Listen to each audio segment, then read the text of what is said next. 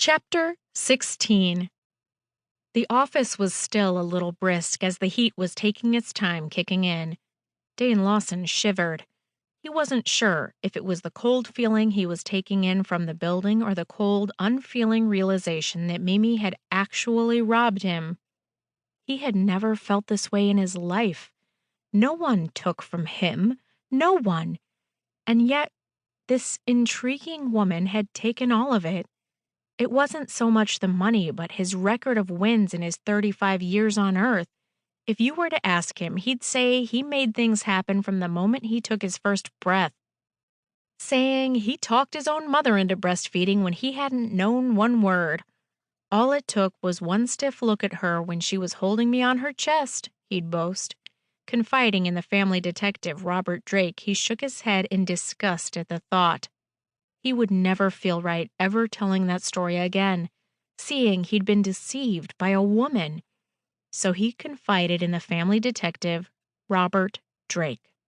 Listen, guy, you just had $200,000 taken from you. How could you be thinking of your pride at a time like this?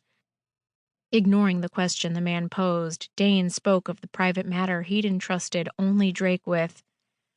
Thanks for keeping this under wraps. No problem. There's nothing I wouldn't do for Dane Lawson's son, but... Pausing, the man frowned before continuing.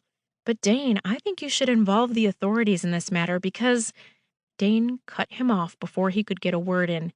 Drake, you've been paid by me, not my father. This is junior financing now. New money, not old.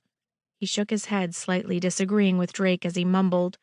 Yeah, and if you want to keep it like your father has all these years, you'll want to put your dick on ice and bury this bitch. Angered by his words, Dane slammed his fist on the desk and spoke in a stern tone. Hold the fuck up for a moment, Drake.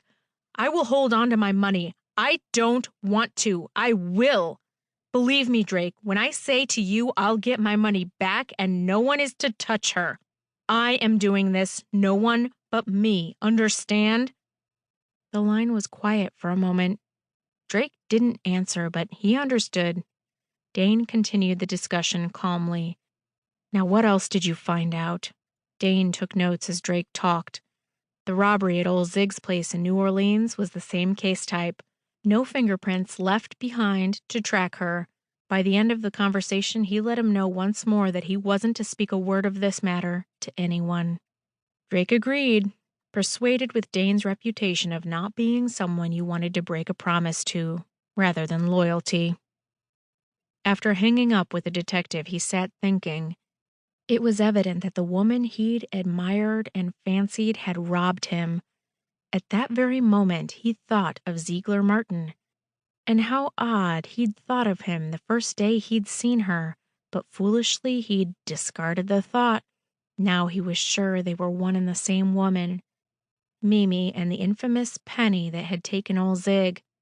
Damn, I knew I'd seen her before, he said loudly to himself as he reminisced about seeing the redhead that had robbed Ziegler in New Orleans at the Viper Lounge. But why? Why did you pick me knowing Zig and I were friends?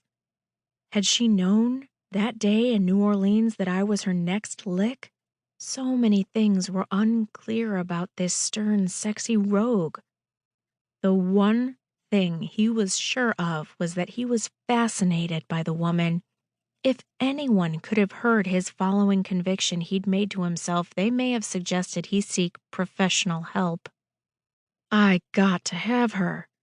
She won this round, but I surely won't be taken again, and... Pausing, looking at the lone bundle of cash she'd left behind. You will be mine, Miss Mimi Sutherland, or whatever your name is. I don't care what your name is. Any woman clever enough to steal from me and escape deserves the last name Lawson.